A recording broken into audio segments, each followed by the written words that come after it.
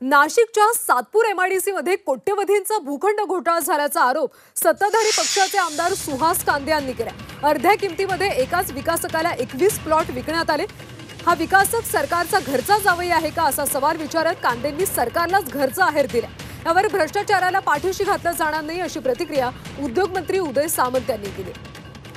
नाशिकच्या सातपूर एमआयडीसी मध्ये कोट्यवधींचा भूखंड घोटाळा झाल्याचा आरोप सत्ताधारी पक्षाचे आमदार सुहास कांदे यांनी केला।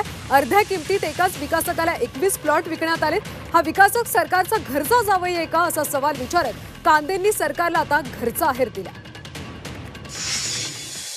या विकासाने असे 21 प्लॉट विकले अध्यक्ष महोदय, आणि ते प्लॉट खरे बाजार भावाने 35 ते 40 हजार रुपये प्रमाणे विकले अध्यक्ष महोदय।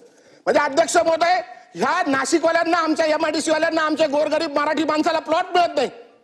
आम्ही प्लॉट शोधायचे, तिथे गवळी म्हणून अधिकारी बसलेला आहे, तो प्लॉट देत नाही, आणि एकाच विकासकाला 21 कंपन्या विकल्या अध्यक्ष महोदय। काय प्रेम आहे? तो काय या सरकारचा जावई आहे तो विकासक? 21 कंपन्यांचे प्लॉट त्याला द्यायचे। कुठच्याही अधिकाऱ्याला पाठीशी घातलं जाणार नाही। आमच्या अधिकाऱ्यानं जर अशा पद्धतीनं काम केलं असेल तर सन्माननीय सुहास अण्णांना दालनात बोलवून त्यांच्याकडची सगळी माहिती घेऊन त्याची उच्चस्तरीय चौकशी लावली जाईल, आणि उच्चस्तरीय चौकशीमध्ये हे निष्पन्न झालं तर FIR देखील दाखल केला जाईल।